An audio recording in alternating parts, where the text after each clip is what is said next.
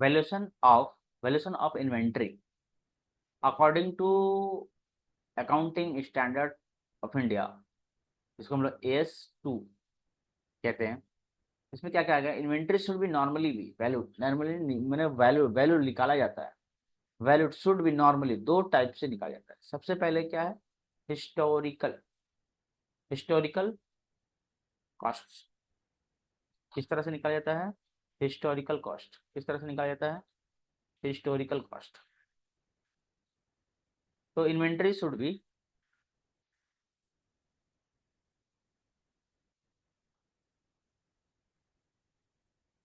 Inventory should be normally be valued, historical and net realisable, दो तरीकों से निकाला जाता है। ठीक है, दो तरीकों से निकाला जाता है।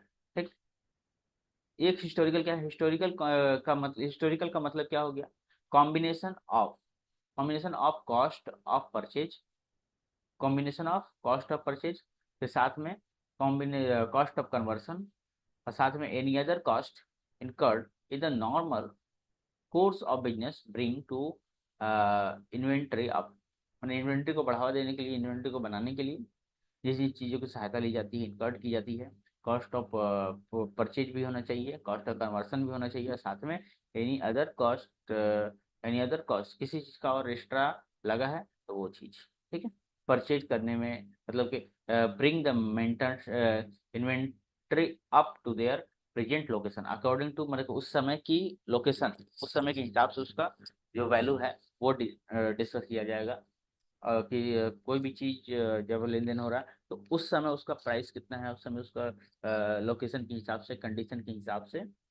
ठीक है, और अगला जो पॉइंट है वो है नेट रियलाइजेबल वैल्यू। क्या है, net realisable value, net realisable value, इसके बारे में हम लोग डिस्कस करते हैं। ठीक,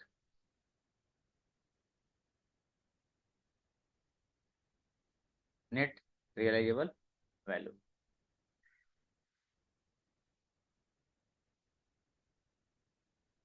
net realisable value,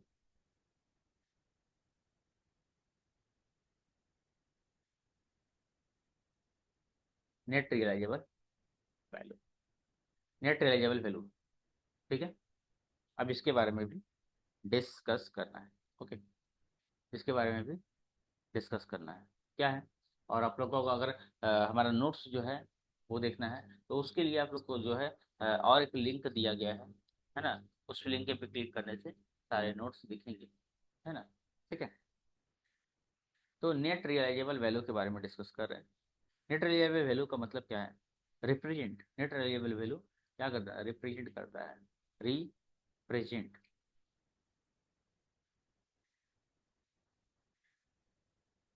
represent the actual, the actual या फिर एक्चुअल और the estimate, the estimated, the estimated selling price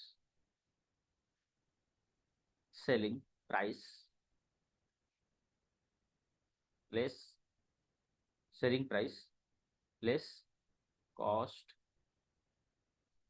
less cost of completion, completion and sale। यहाँ पर नेट रियलाइजेबल वैल्यू का मतलब क्या होता है, represent the actual, represent the actual और एस्टिमेटेड सेलिंग प्राइस में से, ये सेलिंग प्राइस हम लोग डिस्कस किए हैं उसमें से लेस क्या है, कॉस्ट ऑफ, है ना, cost of completion, cost of completion, COMP, cost of completion, cost of completion and sale. ठीक है, तो दोनों के बारे में बता दिए, हिस्टोरिकल प्लेस, हिस्टोरिकल कॉस्ट और नेट रिलाइजेबल वैल्यू। ठीक है, इन दोनों के बारे में हम लोग डिस्कस कर लिए। अब जो है हम लोग थोड़ा सा इन्वेंट्री के और एडवांस टॉपिक को हम लोग क्लियर करेंगे। ठीक है, तो सबसे पहले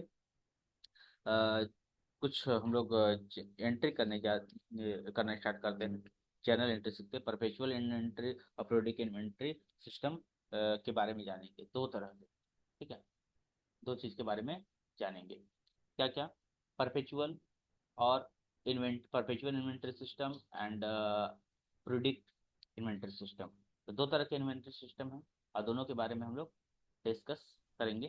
दोनों के बारे में हम लोग डिस्कस करेंगे, परपेचुअल और करेंगे। ओके, दोनों के बारे में डिस्कस करने वाले हैं। ठीक है, परपेचुअल इन्वेंटरी सिस्टम और perpetual inventory system and periodic inventory system, दोनों के बारे में हम लोग डिस्कस करने वाले हैं। दोनों ही के बारे में डिस्कस करने वाले हैं। ठीक है, दोनों ही के बारे में डिस्कस करने वाले हैं। तो सब फर्स्ट इज दैट कि परपेचुअल इन्वेंटरी सिस्टम एंड तो अभी परपेचुअल इन्वेंटरी सिस्टम के बारे में हम लोग डिस्कस कर ले थोड़ा।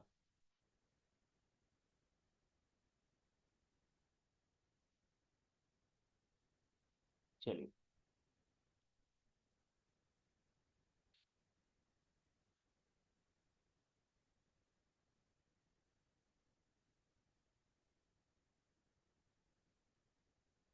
perpetual inventory system. Okay, now discuss about.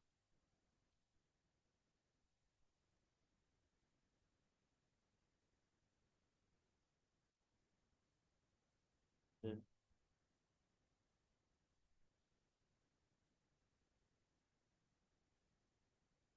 चलिए। हाँ हाँ हाँ, आ जाओ। परपेचुअल इन्वेंटरी सिस्टम के बारे में डिस्कस करते हैं। ठीक है, चलो। खुला हुआ है ना? आ जाओ।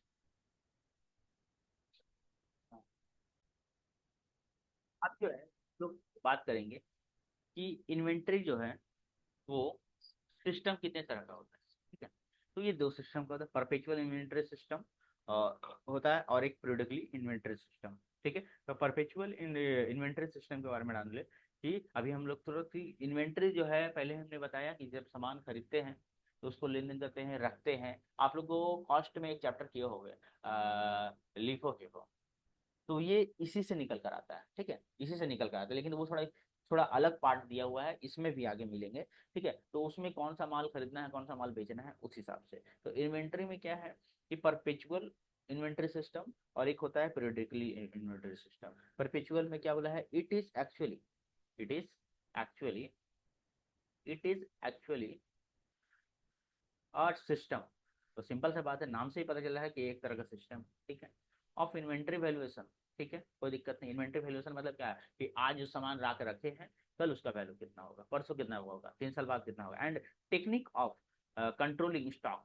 बात आ गया ना वहीं पे कि हम लोग लिफो फिफो में क्या करते थे, स्टॉक का कंट्रोल करते थे। Items of maintaining and store record in it is done such a manner, एक तरीके से जो कि सब कोई कर पाए, that stock balance at any point of time, और हमेशा हमारे गोडाउन में क्या हो, बैलेंस में रहे, कि स्टॉक रहे, कि कौन सा माल बेचना, कौन सा ये कर रहा है। टाइम बिकम रेडीली, मतलब कि हमेशा हम रेडी रहे। पहले का अभी का जो पहले का माल है अभी बेचना है, अभी स्टॉक में मेरा माल है available, both term of quantity and term in value. तो एक सही वैल्यू मिलता रहे, ऐसे नहीं कि पहले का माल जो है उसी माल रेट में बेचेंगे तो हमेशा लॉस होगा। It reward change in material, work in progress and daily basis. तो तीनों चीज में मटेरियल खरीदना है या फिर वर्क इन मैंने मशीन में सामान लगा हुआ है, तो फिर किस तरह मंगाएंगे, क्या मंगाएंगे, कौन सा वैल्यू का सामान लगा हुआ है, कौन सा वैल्यू मंगाएंगे। या फिर जो मशीन अंदर में है, वर्क इन प्रोग्रेस है, तो उसका भी तो वैल्यू लगाना पड़ेगा ना, कि एक्चुअल में इतना माल मेरा अंदर है, इतना क्वालिटी, इतना हजार का माल मेरा कंटिन्यू है। ठीक है, ऑन अ डेली बेसिस। ठीक है, अब हम परपेचुअल के बारे में थोड़ा इसके फंक्शन के बारे में डिस्कस करेंगे। ठीक है, हाँ, तो ये इसकी कॉपी ले लो, कोई दिक्कत नहीं, बाद में लिखते रहना, ऐसे वीडियो डाल देंगे। मेन जो है सम्स करेंगे तो वो जरूरी है। ठीक है, मेजर फंक्शन की अगर बात करें हम परपेचुअल इन्वेंटरी सिस्टम की, तो सबसे पहले यहाँ बताया कि it record the quantity. Quantity मतलब काउंटिंग है ना, quantity and value of stock in hand, मतलब स्टॉक आपके गोडाउन में कितने हैं, हैंड में कितने हैं, ये ध्यान दिया जाता है। और क्या, it ensure continue verification of physical stock, और कितना आ रहा है कितना जा रहा है, ये मेन फंक्शन है। इट कंप्राइज, तो किसका साथ में कंपेयर किया जाता है, किसके साथ यूज किया जाता है, तो बिन कार्ड के बारे में जान ले कि फॉर क्वांटिटेटिव परपेचुअल इन्वेंटरी में बिन कार्ड का यूज किया जाता है, इंपॉर्टेंट है। It is a quantitative record of receipt, कितना रिसिप्ट हुआ है, इशू कितना हुआ है, एंड क्लोजिंग बैलेंस कितना बचा हुआ है of of item of store, इसमें कितना हमारा आया है कितना गया है, जैसे हम लोग लिफो करते हैं। For each of the item material is separate in bin card, अब बिन कार्ड में सारा चीज लिखा रहता है। Visual kept attach the bin in the which material kept in store, store के साथ में उसमें अटैच करके रखा जाता है कि ये इस क्वालिटी का माल है या फिर इस समय का माल है, इतना रेट का माल है। Posting made for each transaction related to material, मतलब कि हर एक ट्रांजेक्शन अच्छी तरह से हो, जैसे हम एक कपड़ा है टैग लगा कर रखते हैं कि ये इस समय का माल है, इतना रेट का वाला माल है, जैसे कि दाम नंबर ये सब लगा कर रखते हैं, वैसे इसको पिन कार्ड की तरह से यूज करते हैं। ओके, बीच का अच्छी तरह से यूज करते हैं। ठीक, अच्छा, उसके बाद अब हम लोग और डिस्कस करेंगे कि स्टोर लेजर और उसके बाद कंटिन्यूअस फिजिकल स्टॉक वेरिफिकेशन, इसके बारे में। ठीक है, ये 4 मिनट में खत्म हो जाएगा, सही सही लिख लिया, तो अभी रोक ही देते हैं, नया मीटिंग स्टार्ट